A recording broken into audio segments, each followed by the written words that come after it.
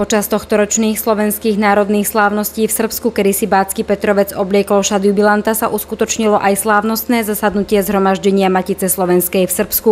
Jeho súčasťou boli príhovory jej predstaviteľov a hostí zo Slovenska. Spomínali nielen na začiatky Matice, ale aj na to, ako slávnosti postupne nadobúdali svoj význam nielen pre Slovákov tu žijúcich, ale aj tých, ktorí svoje domovy neopustili a zostali žiť na Slovensku. A hoci to prvé národné podujatie z 28.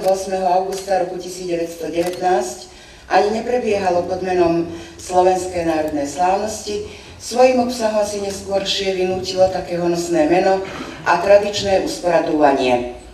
50 ročníkov slávnosti, hoci sa neorganizovali v kontinuite, si zasluhujú pripomenúť, čím prispeli k nášmu národnostnému životu, a to nie len k jeho pretrvávaniu, ale aj k zveľadeniu.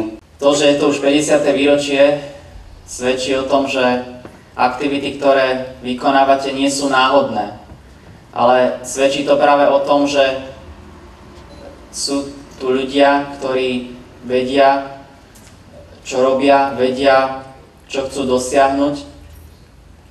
A myslím si, že tento pocit má nielen komunita samotná, ktorá tu žije, ale majú aj Slováci, ktorí žijú na Slovensku. A myslím si, že taký ten vzájomný pocit môže mať z toho, že tá cesta, ktorú spoločne sme nastúpili, je správna a že prináša také vnútorné zadozučinenie práve vďaka tomu, alebo práve v dôsledku toho, že veľa z vás sa venuje tejto činnosti dobrovoľne, že to nie je vaše profesionálne zamestnanie. Zároveň zdôraznil, že je nesmierne potrebné, aby sa vytvoril model vzájomnej spolupráce Matice s ostatnými organizáciami pre komunitu Slovákov. Až potom budú na prvom mieste aktivity našich krajanov pred riešením finančných problémov. Ja by som toto zaželal práve aj tu vám, Slovákom, ktorí žijete, aby takáto diskusia a vzájomné stretnutie medzi predstaviteľmi prebehlo, ono asi prebieha, a aby sa našiel ten priestor tak, ako sa našiel na Slovensku, že aj Matica môže pôsobiť a vykonávať svoju činnosť a takisto aj úrad má svoje postavenie a vykonávať činnosť.